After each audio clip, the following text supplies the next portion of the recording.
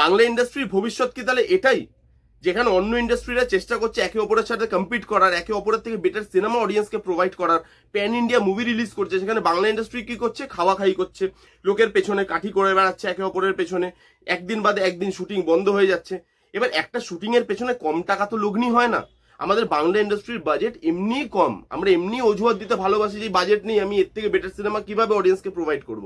তারপরেও বাংলা ইন্ডাস্ট্রি এবছর ভালোভাবে শুরু করেছিল, চেষ্টা করছিল অডিয়েন্সকে একটা ভালো সিনেমা প্রোভাইড করার। খাদানের মতো সিনেমা এসছে, তো ভালো ভালো সিনেমা এর পরে লাইন আপে আছে। বাংলা ইন্ডাস্ট্রি চেষ্টা করছে যে এখান থেকে যাতে রিভাইভ করা যায়, বাকি ইন্ডাস্ট্রি যেগুলো করছে সেরকম ভাবে আমরাও যাতে মানে নিজেদেরকে বেটার একটা জায়গায় নিয়ে গিয়ে প্রেজেন্ট করতে পারি। সেটা এই বছরের প্রথম থেকে ভালো ভালো কিছু সিনেমা এসছে। পাটুলিগঞ্জের পুতুল খেলা লোকের খুব পছন্দ হয়েছে। তারপরে আমাদের এখানে বললাম খাদান খুব বড় ব্লকবাস্টার হয়ে গেছে এবছরের। আগে আছে বহুরূপী 2 আসছে, রঘু ডাকাত আসছে, বড় বড় সিনেমা আসছে, সন্তান হিট করেছে মাঝখানে। তো এত কিছুর মধ্যে এই যে ফেডারেশন, ডাইরেক্টর গিল্ডস, এদের যে ঝামেলা, সেই ঝামেলাটা শেষ কবে হবে? একদিন বাদে একদিন শুটিং বন্ধ করে লাভটা কার হচ্ছে? আগের বছর থেকে এই ঝামেলাটা চালু হয়েছে, প্রায় 1 বছর হতে চললো, তবু এর এখন কোনো সলিউশন আসেনি। রেসপেক্টেড মাননীয় মুখ্যমন্ত্রী এটার মধ্যে হস্তক্ষেপ করার পরেও এর কোনো সলিউশন এলো না। মানে এটা তো সরাসরি অপমান করা না, যে এত বড় মাপের একজন মানুষ, মাননীয় মুখ্যমন্ত্রী, তিনি এসে হস্তক্ষেপ করছে, তার কথা পর্যন্ত শোনা হচ্ছে না। তাহলে এখানে কিভাবে এই জিনিসটা সলিউশন করা হবে? এবার আপনি দেখতে পাবেন যে ফেডারেশনের টার্গেট কারা, যারা এই ইস্যুটা নিয়ে সব থেকে জোরে জোরে চিৎকার করেছে সেই সময়, তারাই কিন্তু মেন টার্গেট। তাদের কাজেই বাধা দেওয়া হচ্ছে, সেটা আপনি বুঝতে পারবেন। কৌশিক গাঙ্গুলি, পরমদা, রাজদা, তারপরে আমাদের এখানে জয়দীপ মুখার্জি, এদেরকে টার্গেট করা হচ্ছে। এখন হয়েছে সৃজিত রায় বলে একজন ডাইরেক্টর আছে, যিনি মেনলি সিরিয়াল বানায়, টেলিভিশনে কাজ করে। তিনি রিসেন্টলি একটা নতুন সিরিয়ালের জন্য একটা সেট বানিয়েছে, তার নতুন সিরিয়াল আসছে, তিনি সেট বানিয়েছে, প্রায় 20 থেকে 22 লাখ টাকা তার মধ্যে ঢেলে দিয়েছে। হঠাৎ করে দেখা যাচ্ছে কাউকে কোনো খবর না দিয়ে যারা টেকনিশিয়ান আছে তারা কেউ কাজ করতেই আসেনি। এবার আপনি বলুন, যে লোকটা 20-22 লাখ টাকা এই রেস্ট্রিক্টেড বাজেটের মধ্যে থেকে 20-22 লাখ টাকা ঢেলে দিয়েছে, সে আগামী দিনে নিজেকে কোথায় দেখতে পাচ্ছে? যে টাকা দেওয়ার পর কোনো কাজ হবে না?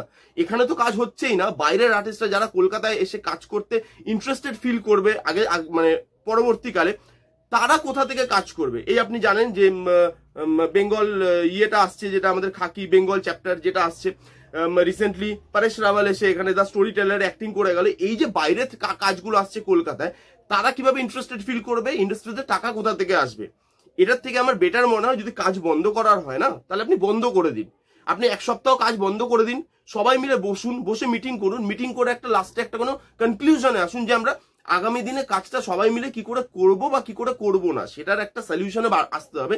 2 দিন বাদে বাদে যারা মানে ফেডারেশনের এগেনস্টে গলা বাড়িয়ে কথা বলেছিল, তাদের গলা দাবানোর জন্য এইভাবে তাদেরকে টার্গেট করে তাদের সিনেমা বন্ধ করে দেবো। কৌশিক গাঙ্গুলির সিনেমা বন্ধ করা হয়েছে, আমরা জানি যে শুটিং করছিল, তিনি সবার সামনে এসে বলেছিলেন যে আমি শুটিং করছিলাম, টেকনিশিয়ান যায়নি আমার শুটিং এ। হঠাৎ করে দেখছি টেকনিশিয়ানরা আসছে না। তারপর ওটা মিটমাট হয়েছে কিনা আমি জানি না, ভেতরের খবর আমি বলতে পারবো না যে হচ্ছে কিনা, শুটিংটা আলটিমেটলি আগে যাচ্ছে কিনা বা সিনেমাটা তৈরি হচ্ছে কিনা, সেই খবর আমার কাছে নেই। বাট ওই একটা হলো। তারপরে এখন সৃজিত রায়ের যে জিনিসটা হলো, সেটা হলো।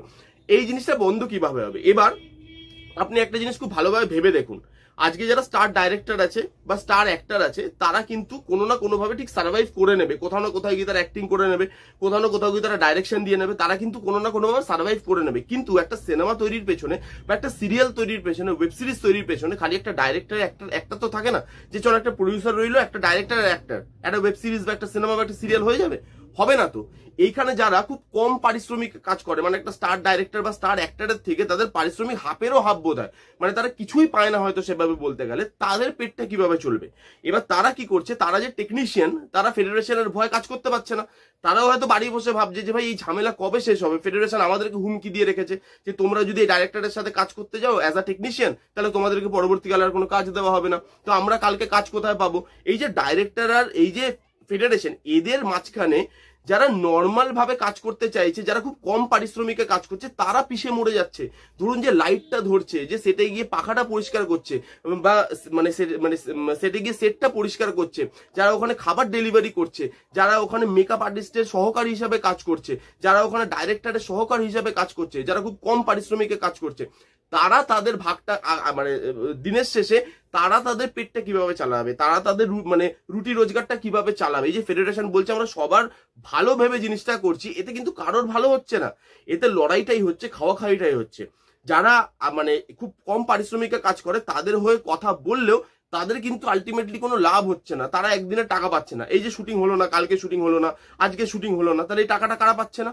তারা তো ওই যারা খুব কম পারিশ্রমিকে কাজ করছে, যারা ছোট ছোট কাজ করে, ওই যে বললাম পাখাটা ধরা, সেটটা পরিষ্কার করা, লাইটটা ধরা, এরা কাজ পাচ্ছে না। তাহলে তাদের রুটি রোজগারটা করতে গিয়ে হবে, তাদের পেটটা করতে গিয়ে চলবে, সেটা আপনারা ভাবছেন? কারোর ভালো করতে গিয়ে কারোর খারাপ তো আপনি করতে পারেন না। এটার আমার মনে হয় পার্মানেন্ট একটা সলিউশন আনা দরকার। পার্মানেন্টলি সবাই বসুক, যারা যারা মাথা আছে ফেডারেশনের, যারা যারা হেড আছে, যারা যারা মানে প্রত্যেকটা গিল্ড থেকে একজন বা দুজন করে সদস্য আসুক, তারা নিজের বক্তব্য রাখুক। যদি আবার মাননীয় মুখ্যমন্ত্রীকে এর মধ্যে হস্তক্ষেপ করতে হয় করুন, করার পর তার একটা পার্মানেন্ট সলিউশনে আসুক, যেন এইভাবেই এবার কাজটা হবে। যদি রুলস অ্যান্ড রেগুলেশন আবার নতুন করে বানাতে হয়, আবার নতুন করে চেঞ্জ করে একটা ফ্রেশ জিনিস তৈরি করতে হয়, যে এবার থেকে আগের রুলস অ্যান্ড রেগুলেশনে কাজ হবে না, নতুন এই রুলস অ্যান্ড রেগুলেশনে কাজ হবে, এবং সেটা মাননীয় মুখ্যমন্ত্রী স্যাংশন করবে, সেইভাবেই কাজটা হবে, সেই জিনিসটা হোক না। তাহলে তো আমার মনে হয় আগামী দিনে গিয়ে কারোরই কোনো প্রবলেম থাকবে না।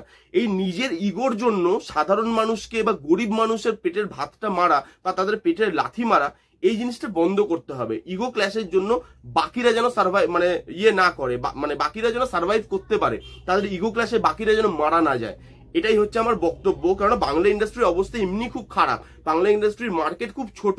রিভাইভ করার চেষ্টা করছে বাংলা ইন্ডাস্ট্রি, ভালো ভালো সিনেমা করার, বাইরের ডাইরেক্টরদের সাথে সিনেমা করার তারা চেষ্টা করছে। সেই চেষ্টাটাকে সাপোর্ট করতে হবে, একজনকে নয়, প্রত্যেককে মিলে। এখানে ফেডারেশনকেও দরকার আছে, এখানে আর্টিস্ট গিল্ডকেও দরকার আছে, এখানে ডাইরেক্টর্স গিল্ডকেও দরকার আছে, টেকনিশিয়ানকেও দরকার আছে। প্রত্যেককে মিলে এটাকে একটা সলিউশন আসতে হবে। শুটিং বন্ধ করাটা কোনো সলিউশন হতে পারে না, এটাই আমার বক্তব্য, এটাই আমার মনে হয়েছে। আপনারা কারা কারা আমার বক্তব্যের সঙ্গে একমত কমেন্ট করে জানান। আপনাদের কি কি বক্তব্য এই জিনিসটাকে নিয়ে আপনারা কমেন্ট করে জানান। কেমন লাগলো ভিডিওটা জানাতে ভুলবেন না। ভালো লাগলে please give it a Thums up, like করবেন, কমেন্ট করবেন, শেয়ার করবেন, চ্যানেলটাকে মাস্ট সাবস্ক্রাইব করবেন। দেখা হচ্ছে নেক্সট কোনো ভিডিওতে, ততক্ষণ bye bye, take care and be safe.